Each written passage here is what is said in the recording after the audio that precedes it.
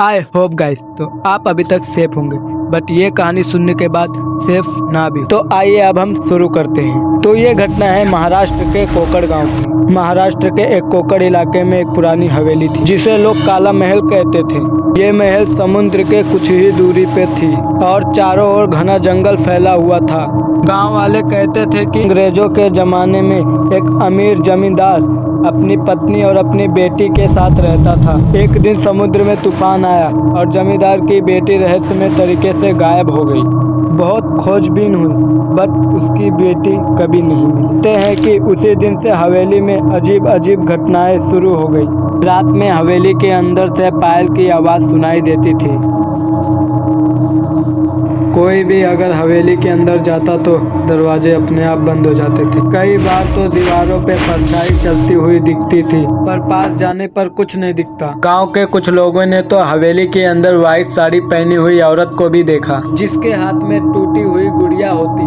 गांव वालों ने कई बार पुजारी और तांत्रिकों को बुलाकर हवेली को शुद्ध करवाना चाहा, पर क्या होता, कुछ दिन तक हवेली सही रहती, बट कुछ दिन के बाद हवेली में फिर वही सब होता, घटनाएं होती। कहा जाता है कि जो भी रात के समय हवेली में रुका या तो पागल हो गया या कभी लौटकर वापस नहीं आया। कुछ साल पहले शहर से कुछ लोग वहां एडवेंचर के लिए आए। उन्होंने हवेली में रात गुजारने का फैसला किया। शुरुआत में सब मजाक उड़ाते रहे, बट जैसे घड़ी में 12 बजे वैसे हवेली के दीवारों पर खून जैसी लाल लकीरें आने लगी।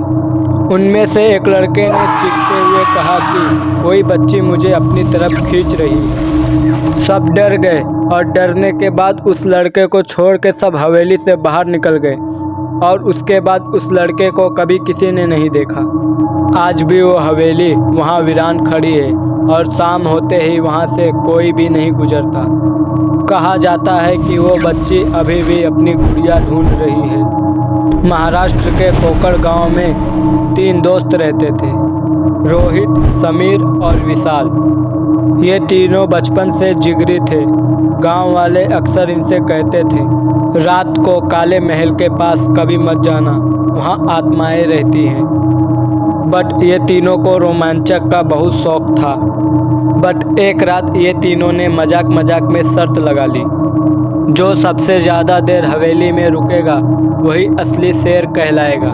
तीनों टॉर्च और मोबाइल लेकर हवेली में पहुंच गए। जैसे ही तीनों ने टूटा हुआ दरवाज़ा खोला, एक सर्द हवा चली और उन तीनों का टॉर्च बंद हो गया। समीर ने कहा, अरे डरो मत, ये तो बस एक हवा है। लेकिन तभी उसे पायल की आवाज़ सुनाई दी। धीरे धीरे कदमों की आहट करीब आते गई। अचानक समीर ने देखा कि एक औरत सफ़ेद साड़ी में खड़ी है और उसके हाथ में एक टूटी हुई गुड़िया है। समीर जोर से चिल्लाया और भागने लगा। अचानक से दरवाज़ा बंद हो गया।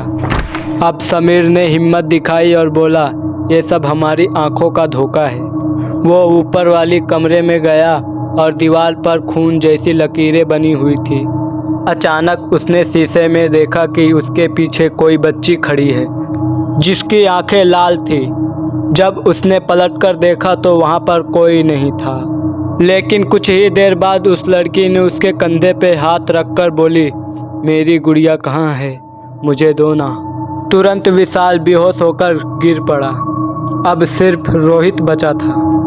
उसने दोनों को उठाने की कोशिश की, लेकिन तभी हवेली की खिड़कियां अपने आप बंद होने लगी। कहीं से आवाज़ आई कि अब तुम तीनों यहीं रहोगे। रोहित जैसे तैसे भागकर हवेली के बाहर निकल आया। सुबह गांव वालों को हवेली के बाहर सिर्फ रोहित मिला। समीर और विशाल का आज तक कोई पता नहीं चला। गांव वाले कहते हैं कि उनकी आत्मा हवेली के अंदर फंस गई और आज भी उनकी चीखें हवेली के अंदर से बाहर सुनाई देती हैं। तो ये थी 3 दोस्तों की कहानी। अगर आपको ऐसे ही और सच्ची घटना जानना है तो हमारे चैनल को सब्सक्राइब कर लो।